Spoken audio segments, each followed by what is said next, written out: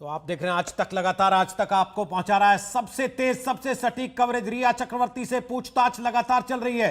NCB यानी कि narcotics control bureau के दफ्तर में रिया चक्रवर्ती से लगभग 2 घंटे हो चुके हैं, पूछताछ चल रही है पिछले 2 घंटे से।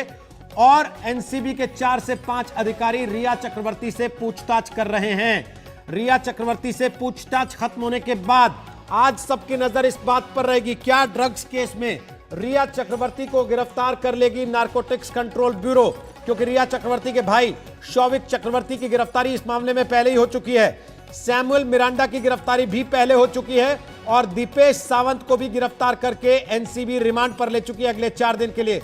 ऐसे में अब सबकी नजर इस बात पर, क्या रिया चक्रवर्ती आज गिरफ्तार कर ली जाएगी।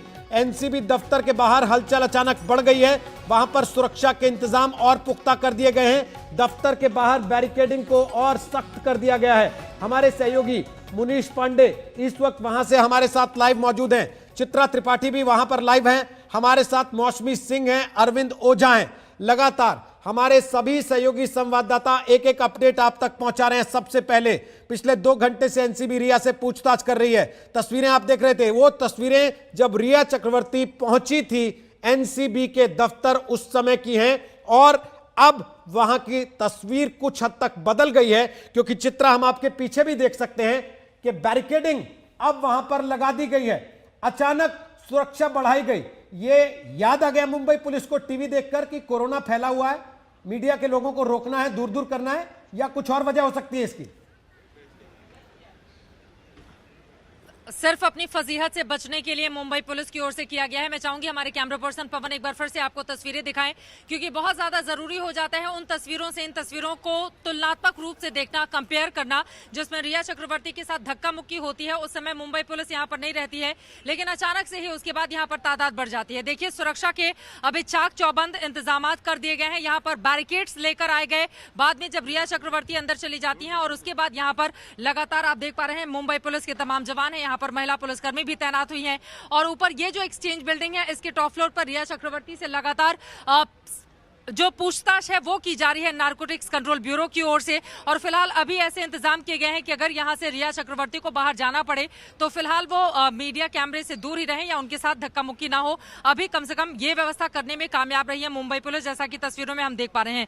लेकिन नाकामयाबियों का उसके ऊपर बहुत सारा ठीकरा फूटता है, क्योंकि एनसीबी जिस तरह से पूरे मामले की तफ्तीश कर रही है। अब सवाल यह है कि मुंबई पुलिस ने जब शुरुआती तौर पर इस पूरे मामले को अपने हाथ में लिया था, तो क्या उस समय उसके ध्यान में नहीं था ये मामला ड्रग्स के एंगल से जुड़ा हो सकता है? उसने जांच नहीं की, पहले ही वो मामले को क्लोज करने पर ज्यादा भरोसा कर रही थी। और माना यह जा रहा है कि इसके पीछे एक बहुत बड़ा नेक्सस जो मुंबई में काम करता है उसको तोड़ने की कोशिश एनसीबी की ओर से की जा रही है। क्योंकि एनसीबी के अधिकारियों ने कल ही जब आज तक ने सवाल पूछे तो उन्होंने कहा कि इंटर स्टेट और इंटरनेशनल लेवल पर ड्रग की ये तार कैसे जुड़े हुए हैं, इसको हमें जोड़ने की कोशिश होगी और इसके जरिए जो बड़ी मछलियां हैं उनको पकड़ने की कोशिश होगी। तो यहाँ पर इनकी नाकामयाबियों की बात तो हमने कर ली है, लेकिन अब सवाल आ जाता है एनसीबी को लेकर। एनसीबी रिया चक्रवर्ती से कैसे सवाल पूछ रही है? तो देखिए, फिर वही महत्वपूर्ण सवाल, रिया चक्रवर्ती का व्हाट्सएप चैट, जिसने ये साफ साफ कर दिया है कि रिया चक्रवर्ती का ड्रग कनेक्शन कैसा रहा। शौविक चक्रवर्ती अपने खुद छोटे भाई से किस तरह से वो ड्रग की डीलिंग करवाया करती थी, ड्रग्स मंगवाया करती थी। और यहाँ पर मैं आपको फिर से दिखाना चाहूंगी, ये देखिए, लगातार यहाँ पर बैरिकेड्स जो हैं वो ले आए जा रहे हैं ताकि कहीं से भी कोई जगह नहीं मिल पाए। और ये इसके पीछे भी हम आपको दिखाना चाहेंगे। फजीहत से बचने के लिए अब ये कोशिश मुंबई पुलिस की जरूर है, लेकिन फिर सवाल वही है कि रिया चक्रवर्ती को लेकर भी जो जेहन में लोगों के सवाल हैं, जो सवाल पत्रकार उनसे पूछना चाहते हैं, उससे बचाने की एक कोशिश और कवायद क्यों। लेकिन एनसीबी ने 5 जो महत्वपूर्ण सवाल किए हैं। पहला ये कि जो व्हाट्सएप चैट सामने आया है उसका सच क्या है। दूसरा सवाल ये कि शौविक चक्रवर्ती से आप किस तरह के ड्रग्स मंगवाया करती थी। तीसरा सवाल ये कि शौविक चक्रवर्ती जिन लोगों से ड्रग्स की खरीदारी करते थे, क्या आप उनको जानती हैं? रिया चक्रवर्ती से ये भी सवाल। चौथा सवाल ये कि क्या सुशांत सिंह राजपूत के परिवार की ओर से ड्रग्स देने के आरोप जैसे लग रहे हैं, यानी कि रिया ने ही सुशांत को ड्रग की लत लगवाई, इसमें कितनी सच्चाई है? क्या सुशांत आपके उनकी जिंदगी में आने के पहले ड्रग लेते थे, या फिर आपकी उनकी जिंदगी में एंट्री यानी कि 2019 अप्रैल के बाद से उन्होंने ड्रग्स लेना शुरू किया? हालांकि इसका जवाब आज तक ने जब उनसे बातचीत की थी, इंटरव्यू किया था, तब उन्होंने जिक्र किया था कि केदारनाथ जब मूवी आई थी सुशांत सिंह राजपूत की, उसी समय उन्होंने ड्रग लेना शुरू कर दिया था। लेकिन अब जिसके ऊपर वो आरोप लगा रही है, वो खुद अपना उन आरोपों आरोपों का जवाब देने के लिए है नहीं रोहित। ये ऐसे में सारी इन तमाम चीजें सवालों का जवाब आज जब रिया को चक्रवर्ती देना से होगा और आमने कहीं सामने पर बैठाकर बोली, पूछताछ कर रहे हैं और एनसीबी के यानी कि अधिकारी, गिरफ्तारी की तलवार तो उनके टटोली ऊपर जाएंगी, लटकी है। इनकी गहराई तक जाएंगे एनसीबी के अधिकारी, वो सारे सवाल जवाब पूछे जाएंगे और पूछा जाएगा उन व्हाट्सएप चैट्स के बारे में जो लगातार हो रही थी रिया और उनके भाई शौविक के बीच में, जिनसे यह खुलासा हुआ कि इस मामले में ड्रग का भी एक एंगल है। वो सारी चीजें आज रिया चक्रवर्ती से पूछी जाएंगी। अरविंद ओझा बोलिए। जी बिल्कुल, देखिए, और मैं आपको बताऊं रिश्तों को लेकर भी सवाल पूछे जाएंगे, पूछा जाएगा सवाल, क्योंकि मैं आपको बताऊं अभी कुछ देर पहले केपीएस मल्होत्रा जो दिल्ली से आए थे, जिन्होंने ऐसी जांच की कि सभी को चौंका दिया, रिवर्स इन्वेस्टिगेशन की और सीधे इस सर्किल में ड्रग सप्लाई करने वाले 2 ड्रग पेडलर जैद और बासित को गिरफ्तार किया। देखिए, मैं आपको बताता रहता हूं, लेकिन कैमरामैन संजय को कहूंगा कि आपको टॉप एंगल से तस्वीरें जरा दिखाएं, नीचे की तस्वीरें दिखाएं कि देखिए ये एंट्री गेट है और ये देखिए आप अंदाजा लगाइए केस कितना हाई प्रोफाइल हो चुका है। ये गेट है जहां से रिया जो एंट्री की है, यहाँ इस पूरे इलाके की घेरेबंदी कर दी गई है और सुरक्षा व्यवस्था ज्यादा बढ़ा दी गई है। दूसरी चीज मैं आपको बताना चाहता हूं कि अब जब रिया एंट्री की है तो उनकी मेडिकल हिस्ट्री को लेकर सवाल जवाब किया गया है। नारकोटिक्स कंट्रोल ब्यूरो की टीम ने रिया से उनकी मेडिकल हिस्ट्री को लेकर सवाल जवाब किया है, साथ ही साथ उनसे पूछा है कि क्या आप ड्रग्स लेती हैं। जैसा मुनीष पांडे ने बताया कि उन्होंने इनकार कर दिया, लेकिन इनकार करने से बात बनेगी नहीं, क्योंकि उनके खुद के भाई शोविक चक्रवर्ती, सुशांत के करीबी और रिया के जानकार सैमुअल मरांडा, उसके अलावा आपको बताऊं दीपेश सावंत, ये वो किरदार है जो रिया के सामने जब बैठाए जाएंगे तो बहुत मुमकिन है कि रिया की बोलती बंद हो जाए, क्योंकि इन तीनों ने गवाही दी है। इसके अलावा व्हाट्सएप चैट है, वो व्हाट्सएप चैट जो ईडी ने दिए थे, उसके अलावा एनसीबी ने खुद मशक्कत की है, डेटा निकाले हैं। ईडी ने रिया चक्रवर्ती का 2 मोबाइल फोन क्लोनिंग किया था, उसके बाद इस तरह के दस्तावेज निकले हैं। तो कई बड़े खुलासे, खासकर ड्रग्स कनेक्शन को लेकर, वो उनसे पूछे जाएंगे। और सबसे बड़ा जहां रिया फंस सकती हैं नारकोटिक्स कंट्रोल ब्यूरो के सामने जवाब देने में, वो होगा जब उनके भाई को सामने बिठाकर वो व्हाट्सएप चैट जिसका खुलासा आज तक नहीं किया था, जिसमें वो बोल रही थी कि वो दिन में 4 सिगरेट पीता है, उनका भाई कहता है कि वो ड्रग्स अरेंज कर देगा, उस सवाल का जवाब कैसे देंगी ये देखना दिलचस्प होगा। इसके अलावा मैं रोहित बता दूं कि 9 तारीख तक जो एनसीबी की टीम है उसके पास वक्त है। इस दौरान कभी भी रिया चक्रवर्ती की गिरफ्तारी हो सकती है, बहुत मुमकिन है कि आज भी गिरफ्तारी हो जाए, लेकिन इन सबके बीच सख्ती से पूछताछ हो रही है। रिया चक्रवर्ती इसी बिल्डिंग में मौजूद है, अकेले मौजूद है। और आपको बता दूं 3 सेंट्रल एजेंसियां सुशांत के मौत की जांच कर रही हैं, जिसमें ड्रग एंगल की जांच एनसीबी की टीम कर रही है, लेकिन ऐसा नहीं है। तीनों ही एजेंसियां अलग अलग एजेंसी पर लेवल पर जांच कर रही है। ईडी फाइनेंशियल एंगल पर, सीबीआई की टीम मौत आखिर कैसे हुई, क्या ये हत्या है या आत्महत्या है, नारकोटिक्स कंट्रोल ब्यूरो क्या इसमें ड्रग्स का एंगल है। लेकिन तीनों एजेंसी अलग अलग जांच कर रही है, लेकिन सबकी दिशा एक ही है, सबका मकसद एक ही है कि आखिर सुशांत की मौत हुई तो हुई कैसे। और आपको बताऊं, ये देखिए तस्वीरें देखिए, ये केस कितना हाई प्रोफाइल हो चुका है कि चलिए वापस आते हैं आपके पास अरविंद, वापस आते हैं, लेकिन जरा उस समय का एक्शन दिखाते हैं अपने दर्शकों को जब रिया चक्रवर्ती पहुंची। अब 2 घंटे से ज्यादा हो चुके हैं, रिया चक्रवर्ती से पूछताछ चल रही है। रिया चक्रवर्ती जिस समय पहुंची नारकोटिक्स कंट्रोल ब्यूरो के दफ्तर, भयंकर हंगामा वहां पर था, ताबड़तोड़ मीडिया के कैमरे दौड़े थे रिया चक्रवर्ती की तरफ, मुनीष पांडे वहां पर मौजूद थे। उस वक्त क्या हुआ था, जरा वो पूरा घटनाक्रम आपको देखना चाहिए। नवजोत, ये देखिए रिया चक्रवर्ती की गाड़ी यहाँ पर पहुंच चुकी है। नवजोत, ये देखिए हम बात करने की कोशिश करेंगे, रिया से हम बात करने की कोशिश करेंगे। रिया,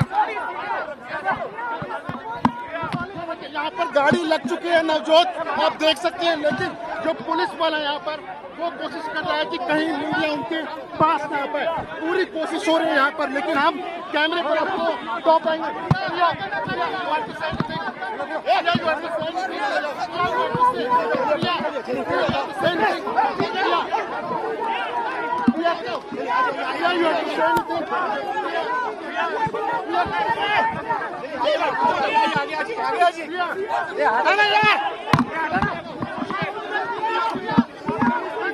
तो ये देखिए नवजोत, रिया चक्रवर्ती यहाँ पर अंदर जा रही हैं और हमने नवजोत हमने लगातार बात करने की कोशिश की नवजोत यहाँ पर रिया चक्रवर्ती से, लेकिन रिया चक्रवर्ती ने कोई जवाब दिया नहीं है। पूरी कोशिश की हमने, मैंने 4 से 5 बार सवाल किए कि जो आरोप हैं उसको लेकर क्या कहना है, लेकिन रिया चक्रवर्ती ने कोई जवाब दिया नहीं है। सुना आपने, देखा आपने, मुनीश पांडे वहां पर मौजूद थे उस वक्त जब रिया चक्रवर्ती पहुंची हैं। भयंकर हंगामे के बीच मुनीश ने कोशिश भी की रिया से बात करने की, सवाल पूछने की, लेकिन जिस तरीके का घटनाक्रम वहां था और जिस तरीके की सुरक्षा के घेरे के बीच में रिया चक्रवर्ती थी, वहां बात करना संभव नहीं था। अब रिया चक्रवर्ती से बात हो रही है, एनसीबी के अधिकारी बात कर रहे हैं रिया चक्रवर्ती से, और पिछले 2.25 घंटे से रिया चक्रवर्ती से एनसीबी की टीम पूछताछ कर रही है। 4 से 5 अधिकारी वहां पर मौजूद हैं और उनसे लगातार सवाल जवाब कर रहे हैं। क्या कुछ पूछा जा रहा है रिया चक्रवर्ती से? मुनीश पांडे बताइए, फिर अरविंद ओझा आपके पास आएंगे। बोलिए मुनीश पांडे।